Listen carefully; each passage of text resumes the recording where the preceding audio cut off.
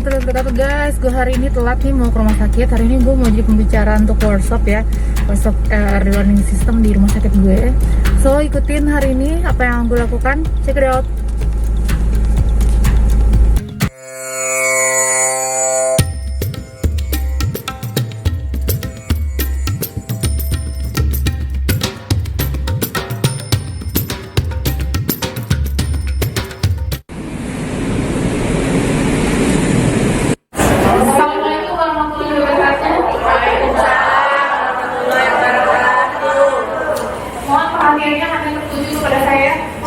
Dan fokus.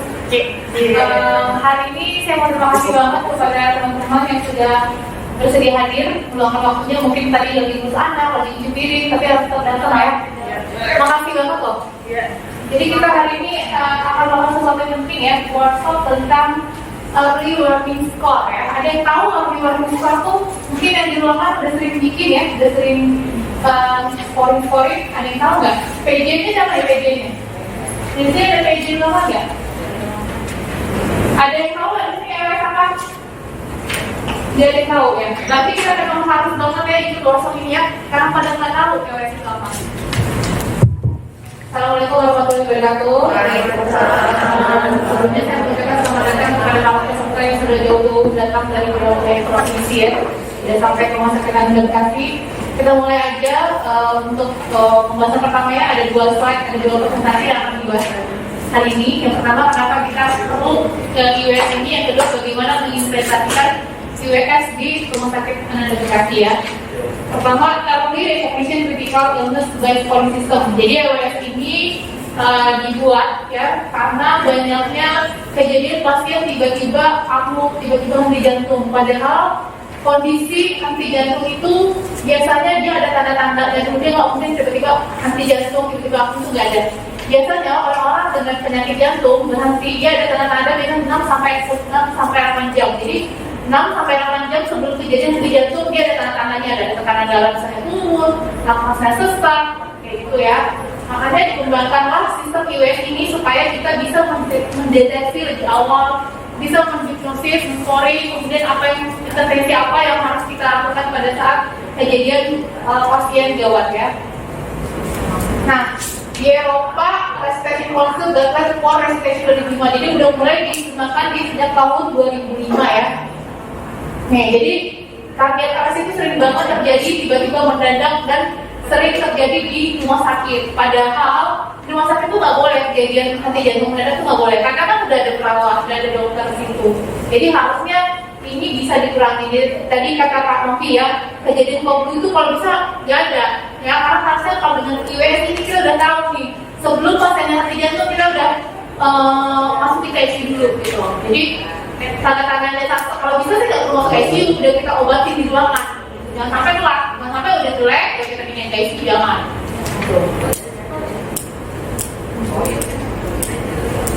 Nah, ini sudah juga dimasukkan dalam akreditasi ya tentang deteksi mengenali perubahan kondisi pasien supaya staf perawat mampu mengenali, mendeteksi, kemudian melakukan scoring dan melakukan intervensi apa yang harus dilakukan jika menghadapi pasien-pasien yang mulai berkebutuhan ya.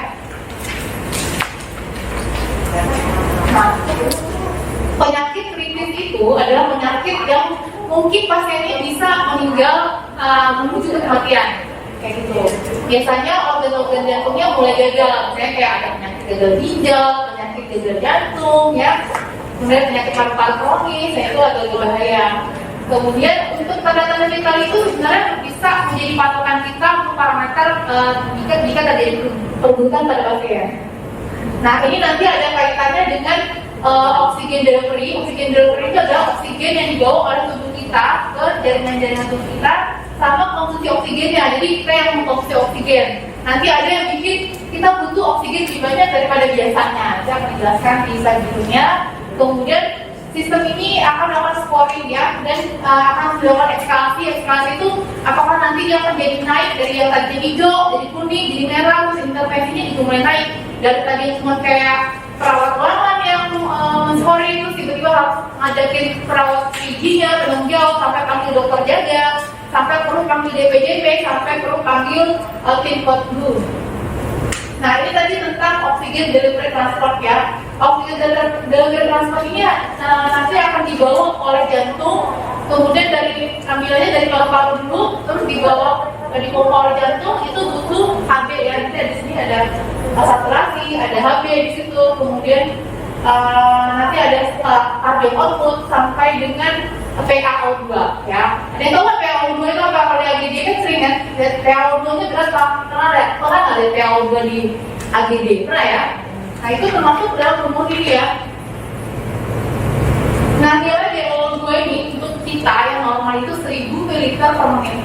Kalau kurang berarti nanti kita kurang. Nanti jadinya sesak nafas, jantungnya akan menurun, jadinya nanti ujung-ujungnya gagal organ. Jadi untuk mencapai ini ya paru-paru harus bagus. Kalau paru-parunya jelek nanti nggak tercapai oksigenasi yang baik. HB juga bagus ya. HB itu kalau misalnya di atas 7 lah udah aman sebenarnya ya. Tapi untuk pasien-pasien dengan PPOK atau penyakit jantung, kalau bisa HB-nya di atas 10 ya. Kemudian untuk kardio outputnya, jadi kalau misalnya pasien-pasien gagal jantung, kardio outputnya nggak terlalu bagus. Nah, apakah rumus dari kardio output itu ya stroke volume sama heart rate. Stroke volume itu adalah darah yang dipompakan jantung setiap menitnya. Jadi ketika jantung memompakan darah itu stroke volume-nya, heart rate itu denyut jantung. Kalau denyut jantungnya cepat, stroke volume-nya banyak, pompa jantung akan banyak. Tapi kalau heart rate-nya rendah, misalnya kayak bradikardi gitu, stroke volume-nya normal, dia cardiac output-nya juga turun. Tapi kalau heart rate-nya terlalu tinggi, bisa sampai 200, dia cuma kayak getar-getar doang, jadi nggak bisa memompa juga, darah nggak bagus juga. Kemudian dibutuhkan saturasi oksigen yang baik. Saturasi oksigen yang baik itu bisa dari paru-parunya. Kalau paru-parunya jelek, saturasi oksigennya kurang baik. Makanya kita perlu pakai hexakanul atau kita pakai NRM, Pexmas. Nah 1,34 ini adalah koefisiennya. HB-nya itu tadi minimal sih HB-nya 7 untuk orang-orang normal. Dan kalau misalnya pasien dengan masalah jantung atau paru-paru, HB-nya kalau bisa dari 10 ya.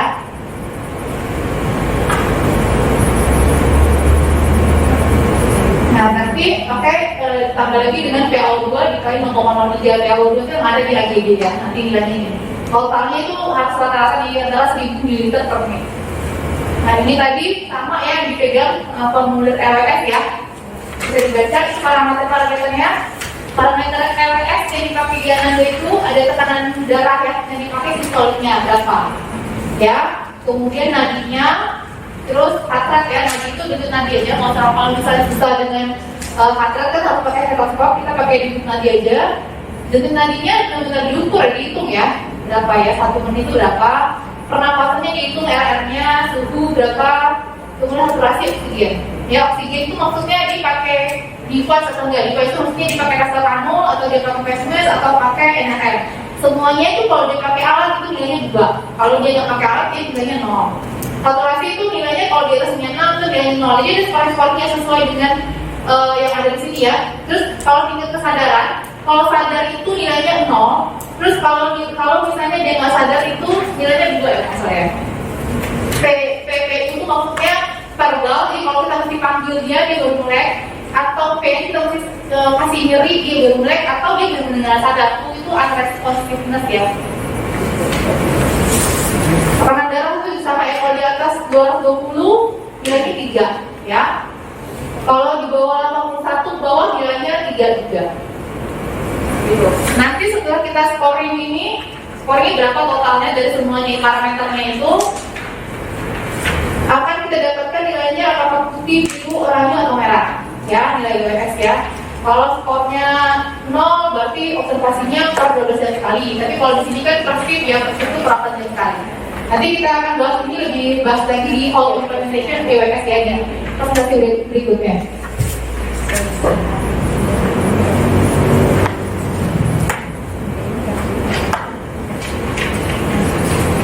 Nah tadi ya udah dijelasin ya, kalau skornya 0 sampai 4 nilainya low, yang penanggung jawabnya ya perawatnya, yang skornya ya perawat aja, yang junior nggak apa-apa ya. Kalau nilainya udah mulai kuning, low medium, nanti butuh penanggung jawab perawatnya yang mesti lihat pasiennya ini buat scoringnya.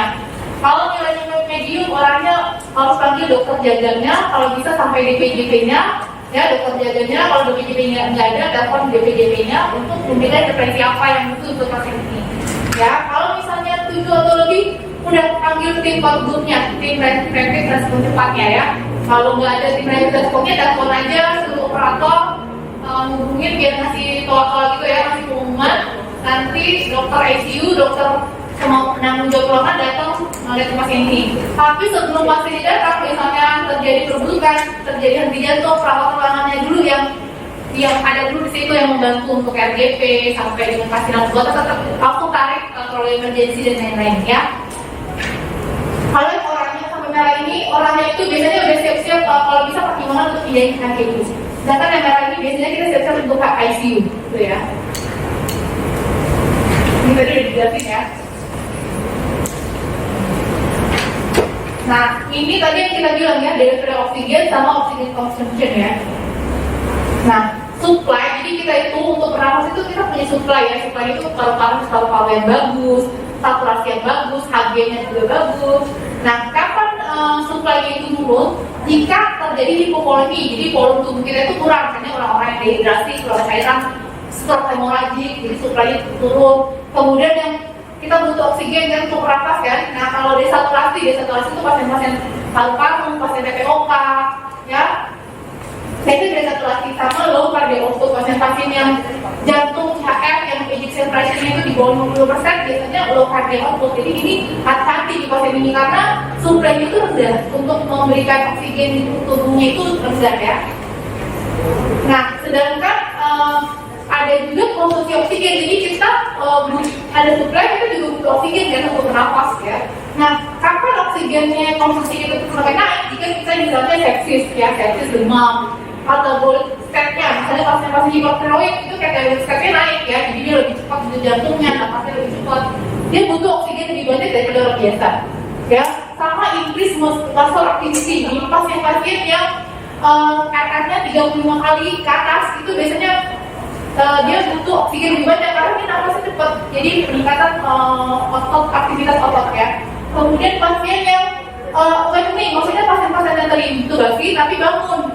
Nah, kadang-kadang dia gelisah tuh, mulai sesak-sesak karena gak enak, gak nyaman ya, kalau bisa disedati aja. Kemudian hipertermi, pasien-pasien demam yang sepsis, dia butuh oksigen lebih banyak. Yang orang-orang menggigil, itu orang menggigil dengan biarin aja menggigil ya, kasih tahu dokter jaganya, disuruh apa dokter, mau dikasih apa nih, kalau kan nanti tembusan oksigennya banyak, apalagi dia ada penyakit jantung, ada penyakit POK, nanti gak cocok, nanti lama-lama bisa ujungnya kotum nih gitu. Terus kemudian inotropic excess, nah pasien-pasien yang dapat inotropic di rumah dia butuh oksigenasinya lebih tinggi daripada kita ya. Nah, apa yang harus dilakukan? Nih, kasih sedasi anestesia untuk pasien-pasien yang awakening tadi. Ultraventilation ya, tadi yang RR-nya cepat kita intubasi aja, tidurin, masuk ventilator biar lebih enak ya. Kemudian kalau demam pasti penurunan panas, paracetamol gitu. Nah, pasien-pasien gagal nafas jantung sebelum dia gagal nafas dia ada kompensasinya yang suka menghibur kita ya. Masih bagus, tensinya tuh masih di atas 140, padahal dia tuh udah penurunan, tapi karena ada kompensasi ini biasanya yang di kolom bawah itu jantung sama otak. Jadi kalau tubuh kita terjadi masalah, yang di kolom bawah itu otak sama jantung, sedangkan kencingnya malah mulai nggak keluar. Nah, hati-hati, jadi kencing itu diukur juga. Tadi kencing nggak bu, kenapa bu lain kencing? Gitu. Kalau itu masalah kencing, karena biasanya ginjal itu yang dikorbankan pertama kali, ginjal, kemudian jadi kalau misalnya akar orang dingin, ya itu yang kita lihat juga. Ya jangan cuma yang lain-lain aja, jangan tekanan darah aja. Lihat juga dia kencingnya kapan terakhir. Terus pegang masalahnya. Biasanya yang dikorbankan itu kulit, jadi kadang-kadang kita pegang aja juga basah. Udah nggak kencing, nah itu hati-hati ya. Jangan kasih prosemin, kalau dia nggak kencing, ternyata dia emang kurang cairan. Kalau kasih prosemin tambah habis, tambah bangkrut ya. Tambah hipovolemia. Jadi hati-hati, benar-benar harus diasesmen dengan baik ya. Nah, kalau kita nggak bisa lihat fenomena ini dengan baik, pastinya bisa meninggal ya. Dari yang tadi kita kompensasi, ujung-ujungnya nggak unkompensated. Unkompensated ini udah gagal semua, udah gagal jantung, udah gagal ginjal semuanya. Jadi kalau gitu ya, kalau misalnya pasien-pasien sepsis dibiarin aja, nanti jantungnya dari normal, nanti ST pasien hipoksia, kencingnya nggak keluar, kencingnya berdarah. Ya, kalau misalnya dibiarin aja, tadi yang masuk kompensasi, nggak unkompensasi. Yang kita tolong tuh lagi masa-masa kompensasinya. Kalau kita bisa cepat bertindak, intervensi di kompensasi, jadi bisa lebih bagus output pasiennya. Nah, ini ada masalah-masalah tadi, ada masalah RW, ada masalah oksigen, breathing integration, sirkulasi, HB, BQ. Semuanya ini nanti ujung-ujungnya dokter anestesi sama dokter kardiologis ya. Nah kalau misalnya di sini perawatnya kan nggak bisa, mungkin saat ini kan peraturannya perawat nggak langsung menghubungi dokter anestesi kan. Yang menghubungi itu dokter jaga, nanti kasih tahu dokter jaga untuk menghubungi dokter ini, dokter anestesi, dokter untuk kebutuhan misalnya kalau HB-nya kurang perdarahan, untuk HB-nya, kemudian tensinya mungkin butuh inotropik, butuh vasopresif, vasokonstriktor, kemudian apa dia butuh ventilasi, RW-nya ya butuh intubasi kayak gitu ya. Nah ini tadi. Jadi kalau misalnya kita jaga oksigennya, kita kasih terapi, nanti bagus semua terapiannya, kita jaga dalam nafasnya. Kemudian kalau virusnya tadi misalnya banyak cairan, kita kasih CPAP aja, nggak mesti dikasih ventilasi, ventilator kasih CPAP aja.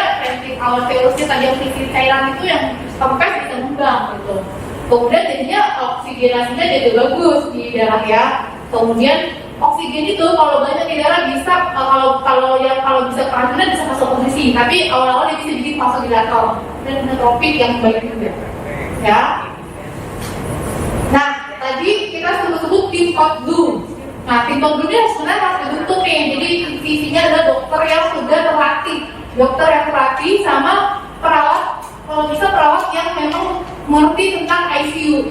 Nah ini yang harus dipunya. Nanti kalau misalnya pada saat terjadi blue, tim ini biasanya mereka ngetemnya ini, kalau daerah saya ngetemnya di ruangan yang bagus lah gitu. Itu nunggu aja telepon blue, mereka datang. Mereka tuh isinya kalau biasa saya tuh dokter presiden jaga anestesi sama dokter umum yang sudah terlatih. Jadi memang sih kalau memang sebaiknya kalau memang ada pasien yang Kotbu itu kalau memang masih bisa bernafas ya udah bawa aja ke ICU. Tapi kalau memang udah apnu itu ya intubasi di situ. Tapi kalau masih bisa bernafas bawa aja ke ICU, masih bisa. Kalian jaga pas NRK masih bisa bawa aja ke ICU karena memang harus terlatih nih perawat-perawatnya yang orang benar-benar terlatih yang udah sering banget ngadepin pasien-pasien kayak gini. Karena untuk melakukan intubasi kalau timnya tuh nggak jago ya, jadi yang ini kacau nanti biasanya tuh udah irama gitu. Saya dokternya udah dari moskop, udah tahu di mana tempatnya, udah tahu yang mana bednya. Kalau yang perawatnya kacau kan kita kan tujuannya keselamatan pasien, bukan lagi belajar. Itu bukan lagi kita belajar. Masa kalian mau ya anggap dia punya orang tuanya mau nggak di tim yang orangnya masih belajar, masih bingung-bingung ya, jangan ya pasien. Kalau masih bisa didorong ke ICU, dorong aja ke ICU ya. Dokter jaga yang memutuskan ini harus intubasi di sini atau perlu di ICU. Tapi kalau misalnya dia jauh banget, udah mulai sesak, kalau mau bawa ke ICU nggak bisa nih, nggak kuat nih pasien gue mesti intubasi di sini, udah terpaksa intubasi di sini, di situ. Kan juga kita panggil dari dokter ICU juga datang, kemudian perawat juga datang, perawat yang PJ-nya kan juga datang. Ya kalau emang terlalu jauh atau nggak memungkinkan kan pasti nafas sih, tapi kalau udah bawa ke ICU nggak kuat kayak gini. Ya udah intubasinya itu aja. Atau RDP aku nggak mungkin dong, aku RDP udah bawa ke ICU jangan. Intubasi di situ, ya nanti di ICU berdoperan ya. Tapi kalau kita lihat, oh ini era 35 yang masih bisa di ke ICU, di dekat nih ICU-nya udah intubasi di ICU aja. Tapi kalau jauh jangan, nanti nggak nyampe. Nanti di tengah-tengah jalan aku kan bahaya. Itu keputusan dari dokternya ya. Harusnya sih ada tim kayak gini sih, yang bagusnya sih ada tim kayak gini. Rumah sakit besar udah punya tim Kotbu kayak gini. Dan selain darah saya juga ada rumah sakit lain juga banyak yang udah punya tim kayak gini ya. Sama kan tim medical emergency team ini biasanya juga kalau di RSM itu di IGD-nya. Jadi nanti ada dokter bedah, dokter anestesi, dokter presiden dasar mengumpul untuk saya pasien-pasien trauma. Nah instruksi kasusnya ya, tadi ya kayak kita juga di tesnya, tapi beda soal ya. Ini pada jam setelah terima perawat sore ke perawat malam, wanita 30 tahun terlibat Korea rencana akan lepas besok. Nih, LN itu nadi 130, suhunya 8,5, terus saturasi 60% di repair. Lagi baru 120 kali per menit, tensinya 115/70, kesadarannya cm. Berapa nilai RWS pada pasien ini? Berapa ya? Dihitung sampai nya.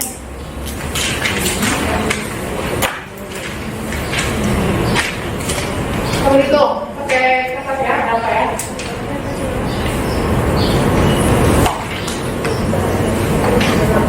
Kalau laju nadi 120 itu gimana?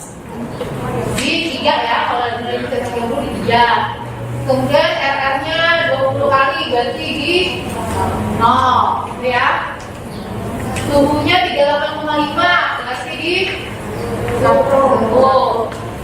Saturasi 4, berarti di 10. Oke, dia nggak pakai oksigen, dia nggak pakai alat, dia pakai air aja, jadi di Oke, jawabannya di sini 5.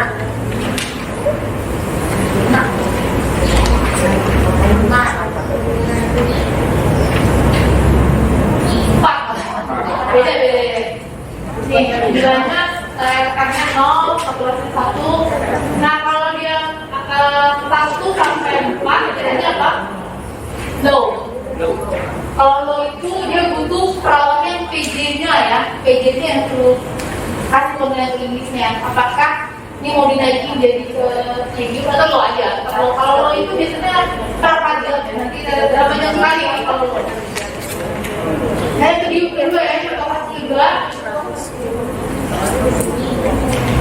Kesadarannya apa? CRM. Terapi bisa di 10 tahun dengan dilakukan di otaknya pasif.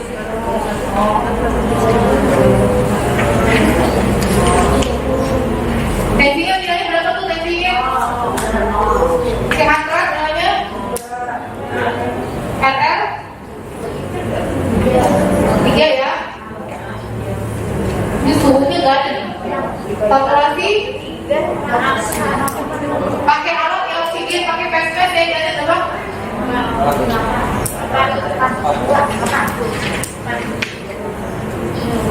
Benar ya. Dia nilainya di 8. Tadi juga harusnya di medium ya, mediumnya orangnya ya. Kalau nilainya segini. Pendapat Ibu, namanya siapa, sebutin dulu. Nama saya Putri Sahaning Tias dari Ruang Cendana. Terima kasih hari ini udah diberi pelajaran untuk pelatihan EWS. Jadi biar nambah peningkatan lagi di ruangan-ruangan nanti biar tidak terjadi kode biru lagi. Terima kasih. Udah. Gimana kesan dan pesan Ibu setelah pelatihan EWS ini? Alhamdulillah bisa mengerti dok tentang cara menghitung skor dari EWS. Terus diharapkan nantinya pasien-pasien di ruangan bisa termonitor tanpa masuk ke ICU kalau bisa ya. Jadi di ruangan lebih terpantau ketat. Soalnya ini perawat ICU yang ngomong nih. Ya, jadi kalau bisa di ICU itu memang yang benar-benar kondisinya layak butuh ICU gitu. Kalau memang dia bisa Selamatkan di ruangan. selamatkan di ruangan ya lebih baik di ruangan karena kan mungkin cost-nya juga lebih besar ya dan pertimbangan lainnya. Itu aja. Makasih. Sama-sama. Oke guys, terima kasih udah ngikutin kegiatan aku hari ini ya. Kalau gitu kita pulang istirahat di rumah, ketemu keluarga. Jangan lupa sholat asar, sholat 5 waktu. Tetap jaga kesehatan, tetap waspada, jaga jarak, pakai masker, dan bawa hand sanitizer-nya. Oke, dadah teman-teman. Ciao Bella.